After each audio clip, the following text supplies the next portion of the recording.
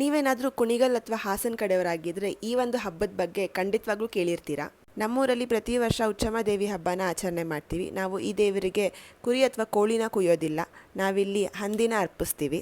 And ಇದ್ರ ಹಿಂದೆ ಒಂದು ದೊಡ್ಡ ಕಥೆನೇ ಇದೆ. ಈ ದೇವಿ ಸುಮಾರು ವರ್ಷಗಳ ಹಿಂದೆ ಊರಿನ ಹೆಣ್ಣು ಮಕ್ಕಳನ್ನ ಬಲಿ ತಗೊಳ್ತಾ ಇದ್ರಂತೆ. ಇದನ್ನ ನೋಡಿ ಊರಿನ ಜನಗಳೆಲ್ಲ ದೇವಿ ಹತ್ರ ಹೋಗಿ ಊರಿನ ಹೆಣ್ಮಕ್ಳನ್ನ ಬಲಿ ತಗೊಳ್ಬೇಡ ಅಂತ ಕೇಳ್ಕೊಂಡಿದ್ದರಿಂದ ದೇವಿ 12 ವರ್ಷಕ್ಕೊಮ್ಮೆ ನನ್ನ ಜಾತ್ರೆನ ಆಚರಣೆ ಮಾಡಿ ಅಲ್ಲಿ ಹೆಣ್ಣು ಮಕ್ಕಳ ಬದಲು ಹಂದಿನ ನನಗೆ ಅರ್ಪಣೆ ಮಾಡಿ ಅಂತ ಕೇಳ್ತಾಳೆ. ಈ ದೇವರು ಸುಮಾರು ವರ್ಷಗಳ ಹಿಂದೆ ಕುಣಿಗಲ್ ತಾಲೂಕಿನ ಅಮೃತೂರು ಹೋಬಳಿಯ ಕೊಡಿಗೆಹಳ್ಳಿ ಗ್ರಾಮದಲ್ಲಿ ಬಂದು ನೆಲೆಸಿರೋದು. ಈ ದೇವಿಗೆ 12 ವರ್ಷಕ್ಕೊಮ್ಮೆ ಮದುವೆ ರೀತಿಲಿ ಜಾತ್ರೆನೇ ಮಾಡಿ ಭಕ್ತಾದಿಗಳು 100 ಹಂದಿನ ಅರ್ಪಿಸ್ತಾರೆ. ಕೊಡಿಗೆಹಳ್ಳಿ ಸುತ್ತಮುತ್ತ ಇರುವ ಸುಮಾರು ಗ್ರಾಮಗಳಿಗೆ ಈ ದೇವಿಯೇ ಕುಲದೇವತೆ. ವರ್ಷಕ್ಕೊಮ್ಮೆ ಈ ದೇವ್ರ ಜೊತೆ ಇವರ ಅಕ್ಕ ತಂಗಿದಿರನ್ನೆಲ್ಲ ಸೇರಿಸಿ ಒಟ್ಟಿಗೆ ತುಂಬ ಚೆನ್ನಾಗಿ ಈ ಒಂದು ಹಬ್ಬನ ಆಚರಣೆ ಮಾಡ್ತೀವಿ. ಹಬ್ಬ ಎಲ್ಲ ಮುಗಿದ ಮೇಲೆ ಎಲ್ಲ ದೇವ್ರಿಗೂ ಮಡ್ಲಕ್ಕಿ ತುಂಬಿ ಆ ದೇವ್ರನ್ನ ಅವ್ರೂರಿಗೆ ಕಳಿಸ್ಕೊಡ್ತೀವಿ.